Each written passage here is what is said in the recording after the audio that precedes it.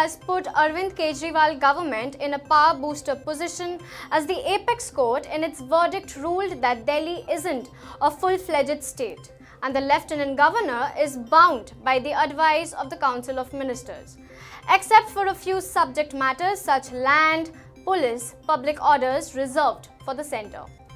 In a unanimous ruling on 4th of July, a 5-member constitution bench led by Chief Justice of India Deepak Mishra overturned August 2016 judgment of the Delhi High Court, which had ruled that since Delhi was a union territory, all powers lay with the central government, not the elected Delhi government. The Delhi High Court judgment had prompted the Kejriwal government to appeal to the Supreme Court about this. Now let us see what the current Supreme Court judgment has to say all about. Status of Delhi is a sui generis, a class apart. Lieutenant Governor is not the same class as a governor of the state. Lieutenant Governor is bound by aids and advice of Council of Ministers, subject to the proviso of Article 239 of AA to refer a matter of precedent. He cannot act independently and has to act as per aid and advice of the Council of Ministers. Council of Ministers has to communicate its decision to Lieutenant Governor.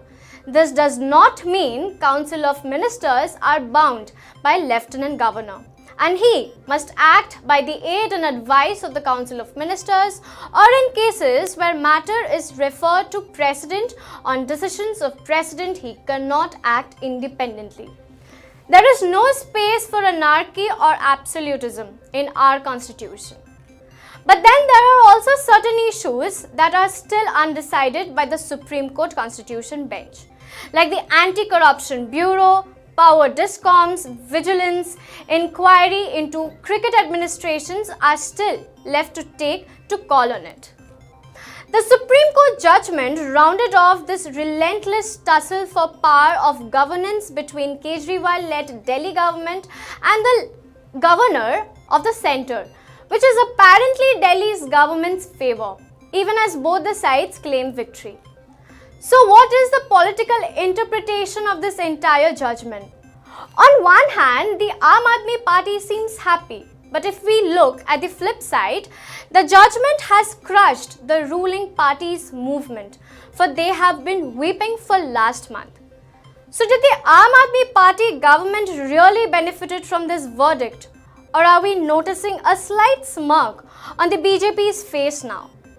Is this judgment a big joke on the election representative of the state, or is the joke on the 1.76 crore people of Delhi?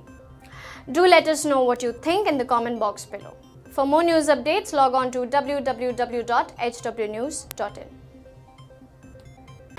If you like this video, please share it, and we would love to hear your comments in the comments section down here. Also, please do like our Facebook page and follow us on Twitter to get minute-to-minute news updates. For more such shows and videos, subscribe to our YouTube channel.